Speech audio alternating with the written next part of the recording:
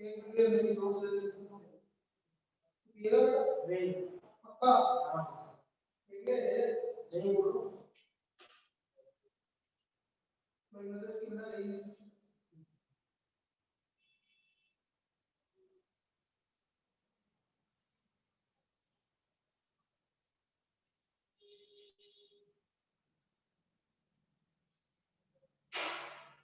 एक सेकंड बेटा बताओ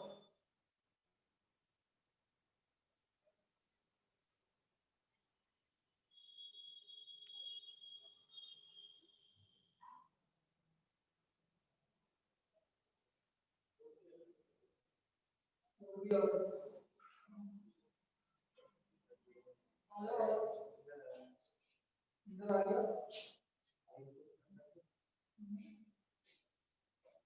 अरे ले ले ले उठा लो साइकिल उठा लो सुविधा तो दो सही है मेरे पास दो है एक्स्ट्रा देख लो ले लो चलो भाई question number second question number second second क्या बोल रहा है एक मिनट के लिए आवाज हो रही होगी ना चुप क्वेश्चन नंबर सेकंड सेकंड क्या बोल रहा है ये समझो a sum was invested for 3 year as per compound interest first year के लिए 9% है सेकंड ईयर के लिए 6% है थर्ड ईयर का ये है बेटा 3 इयर्स में 550 रुपए मिले भाई कंपाउंड इंटरेस्ट है ना 550 इक्वल टू पी पहला है 9% 1.09 1.06 1.03 बेटा ये होगा ऑप्शन देख के निकाल लो एक ही बात एक ही बात है ज्यादा बढ़िया यही है वैसे 550 को 1.09 से डिवाइड करो फिर जो भी आएगा उसको 1.06 से करो फिर डिवाइड बाय 1.03 करो क्या आ रहा है सी ऑप्शन डिटेल समझ में आया ये तेरे डाउट है बोलती जा ये समझ में आ गया question number third P I square अरे इसमें क्या दिक्कत थी पिटाई खाई है क्या डिटेल इसमें क्या दिक्कत है बेटा अरे डायरेक्ट आई की वैल्यू रखनी है बेटा आई हो गया 8/100 मैं पिटाई करूं तेरी यार आई का मतलब क्या है पागल हो गई तू यार P I square equal to 96 I होता है R/100 तो ये आ गया 0.08 रख दे यहाँ पर पी का वैल्यू आ जाएगा इसमें क्या दिक्कत आई बेटा पूरे उसमें आई आई करते रहते अपन और क्या कर रहे हैं इससे ज्यादा क्या करें आई अच्छा थर्ड के बाद सेवंथ थर्ड के बाद सेवंथ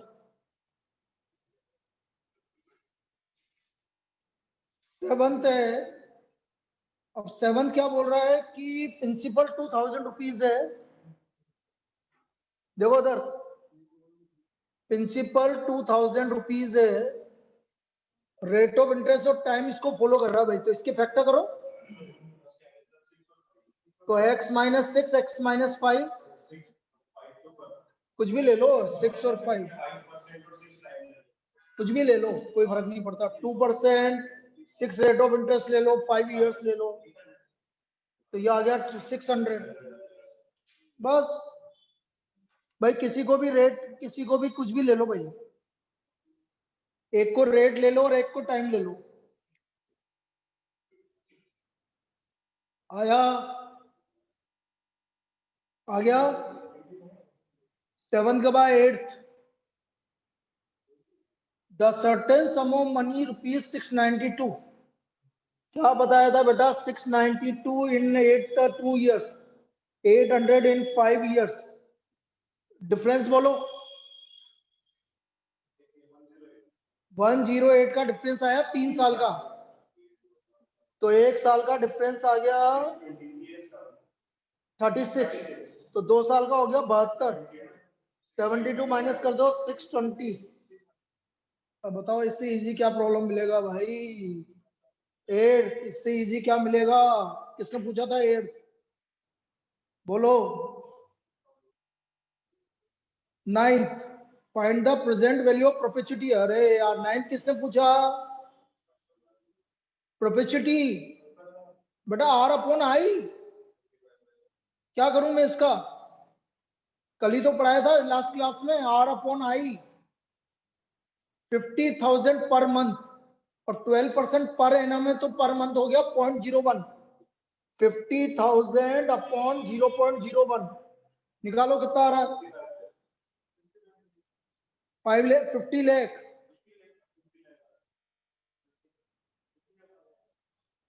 क्लियर है? R/I perpetuity, present value of perpetuity 10th। Question number 10th।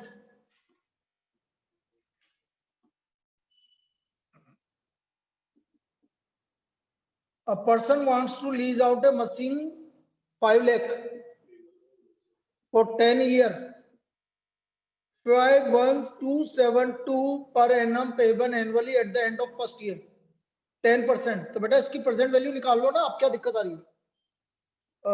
1.1 की पावर 10 निकालना कितना आ रहा है? सॉरी 1.1 माइनस 1.1 की पावर -10 अपॉन 0.1 निकालो कितना आ रहा है? ये कितना आ रहा है प्रेजेंट वैल्यू? 1 माइनस 1.1 की पावर -10 अपॉन 0.1 इंटू 51272 कितना आ रहा है?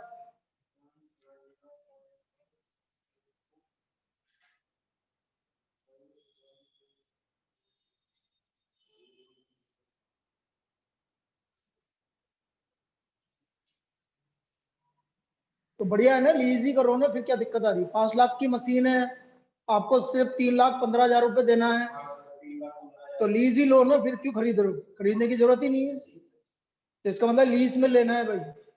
लास्ट क्लास में बताया था जब इसका रिवीजन करवाया था, इस तरह की प्रॉब्लम। क्लियर है? क्लियर है? चलिए 11 से 20, 11 से 20 लिखना बेटा। ये क्या क्या बोल रहा है? एक तो 11 बोला था किसी ने, 11, 14 और बोलो।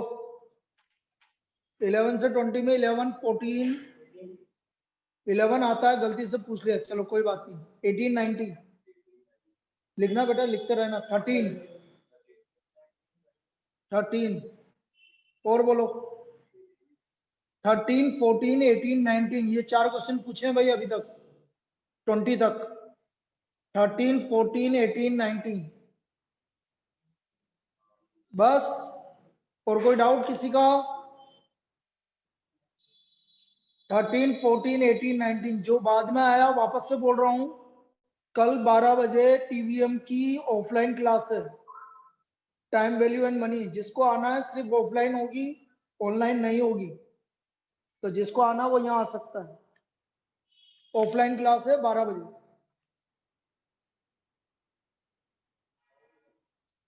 अब ऑनलाइन क्लास नहीं होगी एक भी, सब ऑफलाइन होगी अब। 13, find the quadratic equation whose sum is of root alpha plus beta मान लो भाई, और alpha cube plus beta cube 7। ठीक है? अब देखो भाई, alpha cube plus beta cube होता है बेटा अल्फा प्लस बीटा का whole cube -3 alpha beta alpha plus beta. तो 3 का क्यूब हो गया 27 -3 और 3 9। तो बेटा अल्फा बीटा की वैल्यू आ गई 20/9। तो देयरफॉर इक्वेशन होगी x², some of the root हो गया 3x, तो 9x² - 27x plus 20 equal to 0।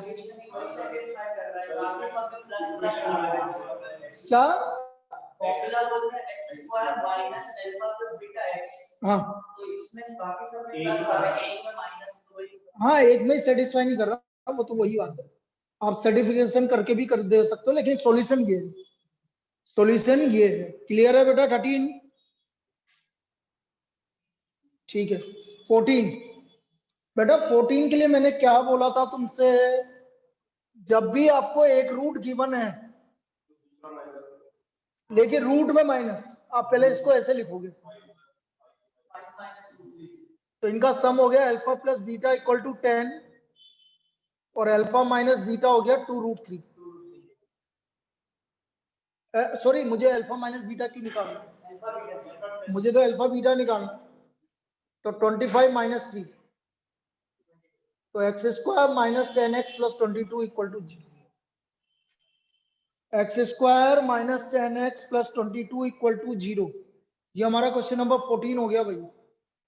किसी को डाउट है बेटा, किसी को डाउट है कि अब क्लियर है?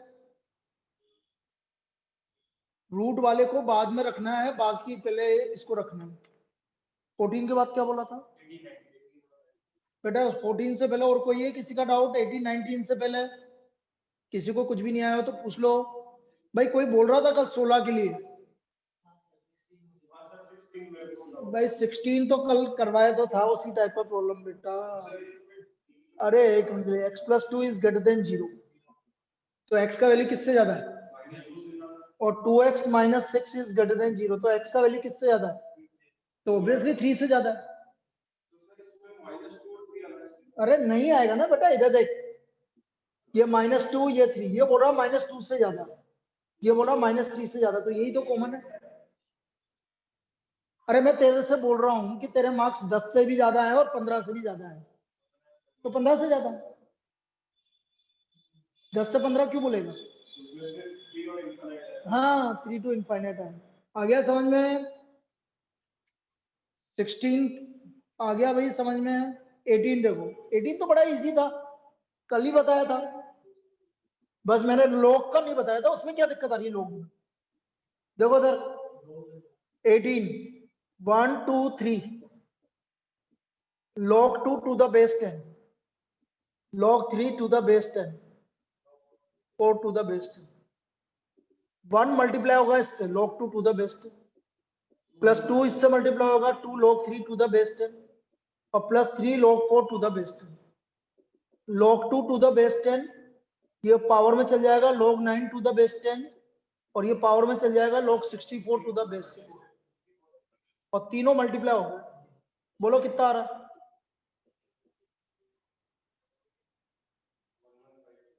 1152 to the base 10।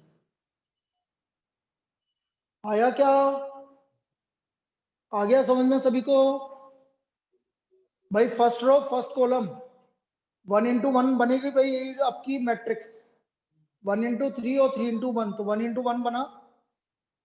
log base 2 cube given है, बेस 2 क्यूब गिवन है, कहाँ बेस 2 गिवन है? बेस तो 10 गिवन है। अरे कहाँ 2 गिवन है बेटा? अरे ऑप्शन में उसकी इच्छा है। ओ हो सॉरी सॉरी सॉरी सॉरी, मेरी मेरी मिस्टेक है बेटा, मेरी प्रिंटिंग मिस्टेक, टाइपिंग मिस्टेक है। लेकिन और कोई ऑप्शन था भी नहीं ना बेटा, तो आंसर तो ये आएगा, बेस 10 ही आएगा आंसर में। वो मेरी मिस्टेक है, मैंने टाइप करने में गलत कर दिया। ठीक है, अब यार टाइप मैं ही करता हूँ तो ऐसे ही हो जाता है कभी कभी, क्या करूँ। हाँ मेरी भावनाओं को समझ गया ना, बस ठीक। क्योंकि सारे क्वेश्चन मैं ही टाइप करता हूँ तो थोड़ा सा ऐसा ही हो जाता है कभी कभी, वो वाली बात। चलिए 18 के बाद 19, डिटरमिनेंट ऑफ इसकी सिमेट्रिक मैट्रिक्स कल ही तो बताया है यार, ऑफ ऑड ऑर्डर इज 0। अरे कल रिवीजन करवाया था, उसमें बताया तो था सुबह। किसने पूछा था ये? 19, डिटरमिनेंट ऑफ इसकी symmetric matrix of odd order. तो फिर रिवीजन क्यों करवाते हो बेटा? रिवीजन में सब कुछ बताता हूँ मैं यार, क्या मतलब है फिर रिवीजन करवाने का? चलिए 21 से 30 किस किस के डाउट है?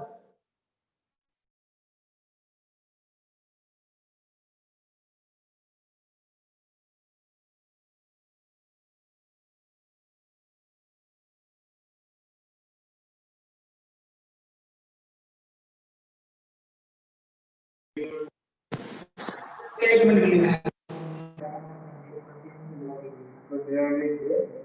हाँ बेटा दोबारा बोलना। 21 से 30, 28, 29 लिखना।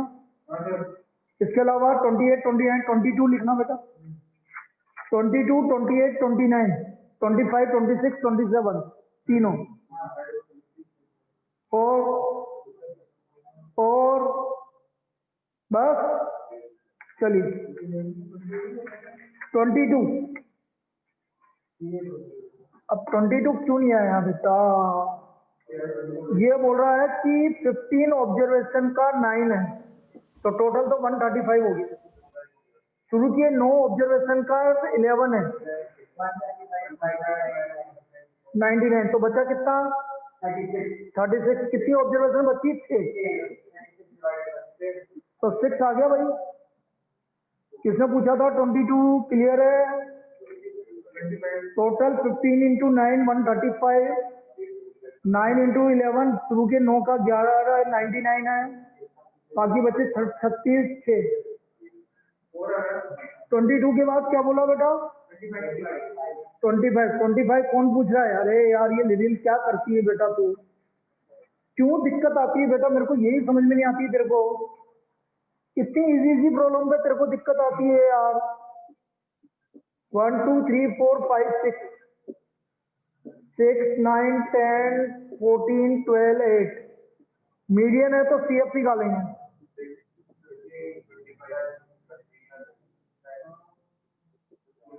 तो मीडियन हो गया आपका n+1/2, 38 ऑब्जर्वेशन। 38 ऑब्जर्वेशन कौन सी है? 4 है, तो इसका मीडियन 4 हो गया। समझ में आया आप? 38 ऑब्जर्वेशन 25 तक तो 3 है, 26 से 39 तक 4 है, तो इसका 4 हो गया। 26 ये और भी इजी है, कुछ भी नहीं करना। The mean and standard deviation sum है a+b। अब यदि आप हर एक में ऐड 2 करोगे तो बेटा सिर्फ मीन में ही 2 ऐड होगा, स्टैंडर्ड डेविएशन में नहीं होगा। तो a+b+2 सिर्फ 2 ही ऐड होगा, बस मीन की वजह से, सिर्फ मीन की वजह से 2 ऐड होगा भाई। क्लियर? क्लियर है? और 27 तो बेटा बुक का क्वेश्चन है, कितनी बार पूछ चुके हैं लोग बाग? किसने नहीं पूछा? 25 से 27 पूछा, लिरिल देना है कि 25 27 पूछा है? मुझे लगा 25 से 27 तीनों पूछे थे। 27 500 रुपए 10% रेट ऑफ इंटरेस्ट 12 साल तक के लिए। ये निकालना भाई, इसकी प्रेजेंट वैल्यू और फ्यूचर वैल्यू। नहीं, ये कितना रहा पहले ये बताइए। तो 10,000 कुछ ही आएगा।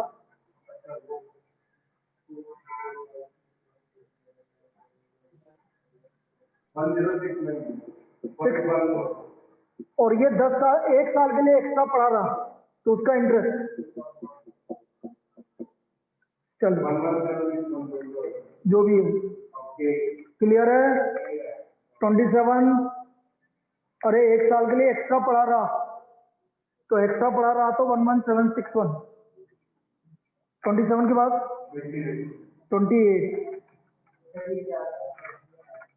28 ये बोल रहा है कि 27 क्या था भाई? 10-12 साल तक तो पैसा जमा करवाया उसने और 1 साल तक बैंक में पड़ा रहने दिया, नहीं निकाला, तो 1 साल का इंटरेस्ट भी तो मिलेगा। तो इंटरेस्ट कितना मिलेगा? 10% इंटरेस्ट, तो 10% इंटरेस्ट निकाल लो तो 1.1 हुआ ना, बस 1.1 से मल्टीप्लाई करते आ जाएगा। हाँ, या एनईडी ड्यू लगा दे सीधा। एनईडी ड्यू में सीधा इंटरेस्ट लगता है 1 साल का एक्स्ट्रा।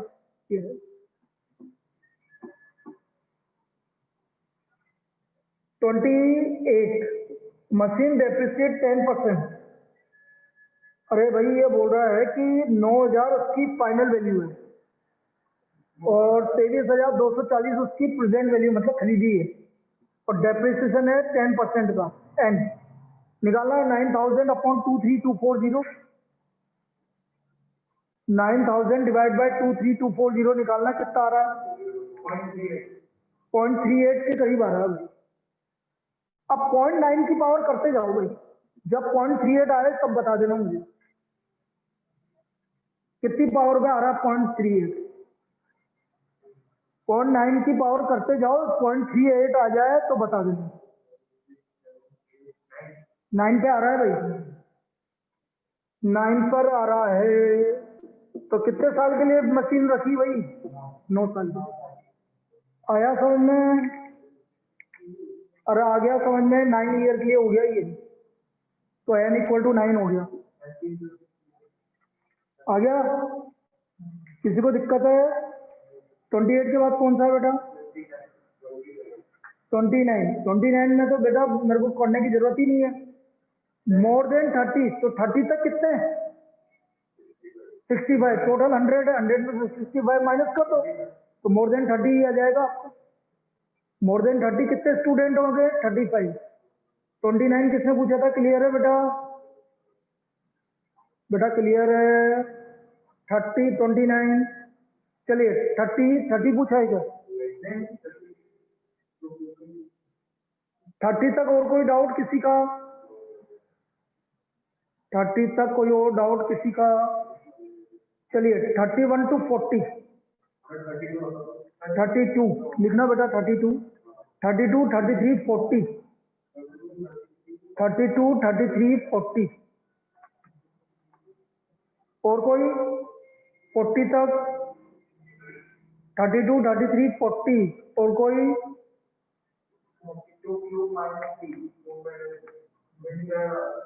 39 भी लिखना। 39 और बोलो। 32, 33, 39, 40।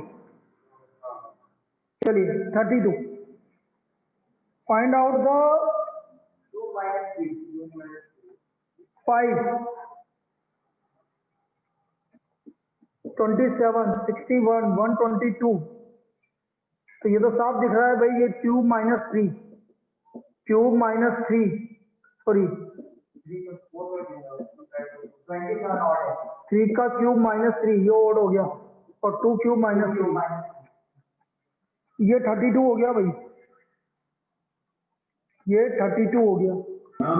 सर 3 का क्यूब माइनस 3 तो 24 होगा ना? 27 क्यों लिखा आपने? अरे तो वो तो ओड है ना यार, मैंने थोड़ी लिखा है, उसने लिखा। वही तो पूछ रहा है कि कौन सा ओड है। क्या हो गया? और यशवर्धन, अरे Yashvardhan,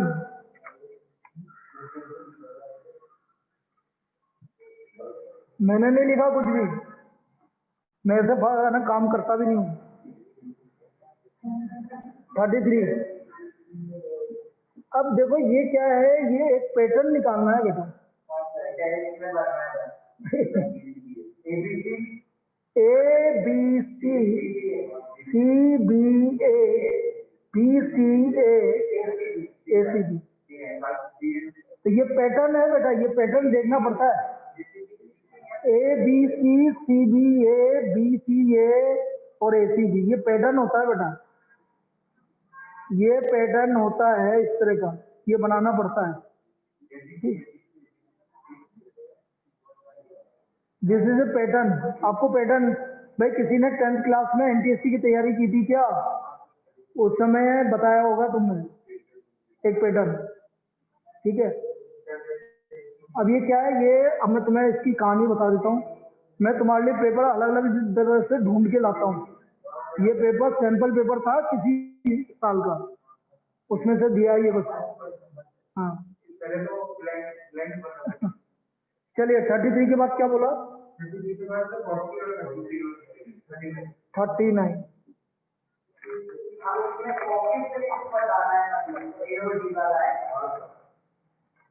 Four girls ABCD are sitting around a circle. B and C are in front of each other. Which of the following is definitely true? अरे यार मैं क्या करूं, बताओ इससे इजी और क्या मिलेगा बेटा। यदि बी और सी आपस में एक दूसरे के सामने है तो ए और डी भी आपस में एक दूसरे के सामने होगा। चलिए कोई बात नहीं, हो जाता है कभी कभी। 40,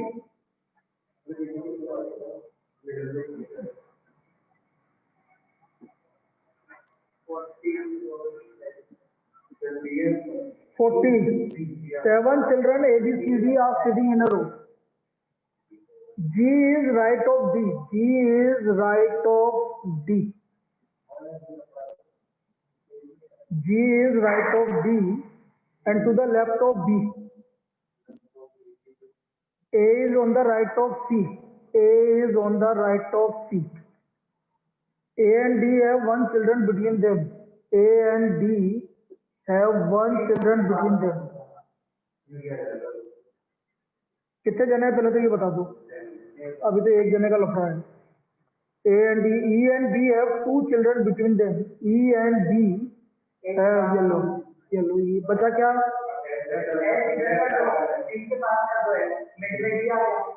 एक मिनट, 7 चिल्ड्रन है. अभी देखो D के पास, अरे D के साथ रुको तो सही, देखना तो दो. A is on the right of C. C and D, A and D have one children between them. सही है. E and B have two children between them. Who is exactly in the middle? G is on the right of D. और बचा कौन? तो F बचा है, तो तो बेटा F बचा. यदि मैं इसको F को यहाँ करता हूँ, D आ जाओ. यदि यहाँ करता हूँ तो मिडिल में यहाँ करता हूँ तो E तो आंसर में नहीं है. ठीक है, तो D आ जाओ. आंसर के हिसाब से करना पड़ेगा बेटा. वैसे F की दो पोजीशन हो सकती है, स्टार्टिंग में या इधर, लेकिन हमें आंसर के हिसाब से देखना. यदि F को मैं इधर करता हूँ तो मिडिल पोजीशन D पे आ रहा है, उधर करता हूँ तो E आ रहा है, लेकिन E हमारा आंसर में नहीं है, इसलिए आंसर क्या जाएगा? D है. चलिए 40 के बाद 41 to 50 लास्ट. 41 to 50, 41 to 50, 47 लिखना. 47, 45, 45, 50, 43. और बोलो.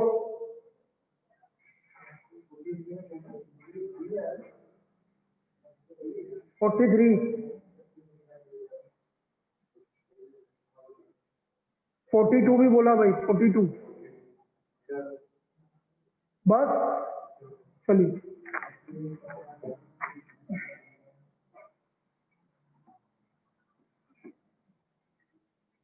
42. Pramila is going towards east. Turns left. Moves on the same distance and again turn to her left. After walking the some distance, she turns to her right and moves on. In which direction she is going now? North. क्या कर रहा है? North. किसने पूछा था बेटा? 42 clear है, क्योंकि सेम डिस्टेंस कवर कर रहा है, इसलिए 49 नॉर्थ की तरफ जा रहा है. 42 के बाद 43.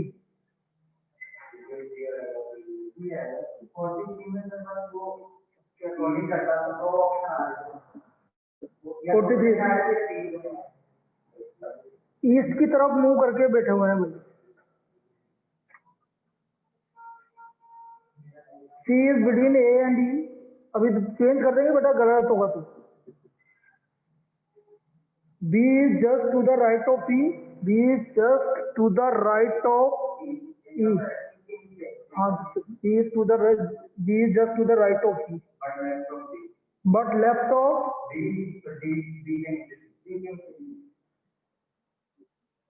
कितना हो गया? 5 हो गए ना. P is on the F is on not right hand. A के ऊपर.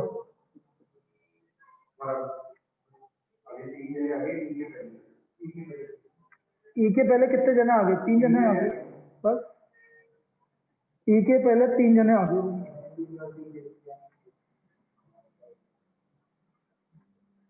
चलिए 43 के बाद 45.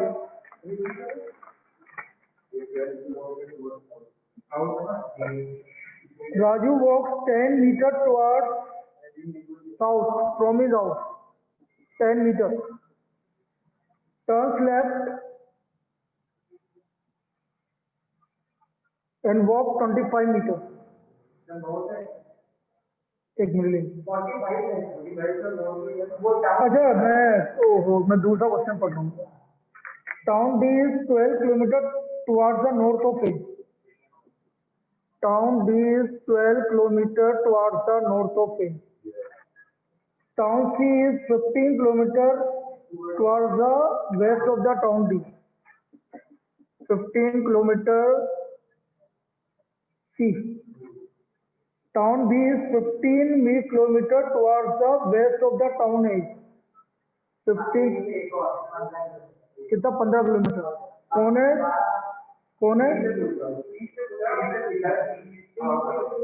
Town B is 15 kilometre towards the town A। How far and which direction is town B from town C? Town B is from town C। तो ये आ गया 12 kilometre south. Town सी से town B कौन सी डायरेक्शन में है? तो town सी से town B south direction में है 12 किलोमीटर। क्लियर है?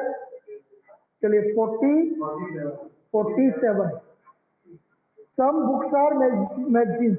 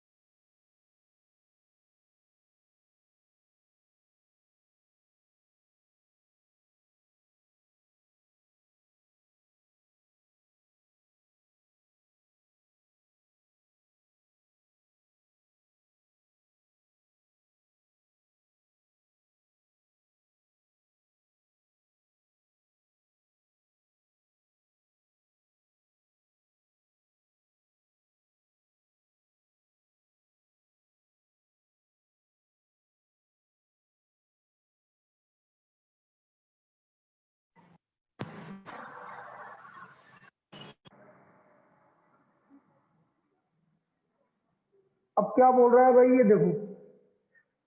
सम books are novels. Some books are novels जरूरी नहीं है बेटा। सब नॉवेल्स आर मैगजीन। सब नॉवेल्स आर मैगजीन, ये तो पक्का है, होगा ही सही। अरे इनमें दोनों कैसे आने चाहिए? पहला वाला कहाँ आ रहा? वो बोल रहा सम बुक्स आर नॉवेल्स। तो बेटा इसमें सही है, इसमें गलत है, तो कैसे आएगा? इसमें सही है, इसमें गलत है, तो कैसे आएगा? ठीक है। 50। No month is a year. No month is a year. No year is a second. No year is a second, ये भी हो सकता है भाई। अब ये बोल रहा है ऑल मंथ आर सेकेंड, गलत। और नो सेकेंड इज मंथ, ये भी गलत है भाई। हो भी सकता है, नहीं भी हो सकता, तो डी आंसर हो गया भाई, नाइदर। क्लियर है? 50 किसने पूछा था? ठीक है। और कोई डाउट रह गया 1 to 50 में? वापस से एक बार और बोल देता हूं, कल आपकी अब से ऑफलाइन क्लास लगेगी, सिर्फ टेस्ट डिस्कशन के अलावा। टेस्ट डिस्कशन जरूर आपका ऑनलाइन होगा, तो ऑफलाइन क्लास लगेगी। कल ऑफलाइन क्लास है 12 बजे टीवीएम की, टाइम वैल्यू एंड मनी की। और लास्ट चांस है, किसी को रिवाइज करना है तो कर लीजिए। ओनली ऑफलाइन, आपको ऑफलाइन आना पड़ेगा उसके लिए, और कोई वो नहीं। जिसको 12 बजे कल यहाँ पर आना है ऑफलाइन क्लास रिवीजन के लिए, वो आ सकता है। ठीक है। एक भी नहीं आएगा तो अगले दिन से क्लास नहीं लगाऊंगा, पहले बोल रहा हूँ।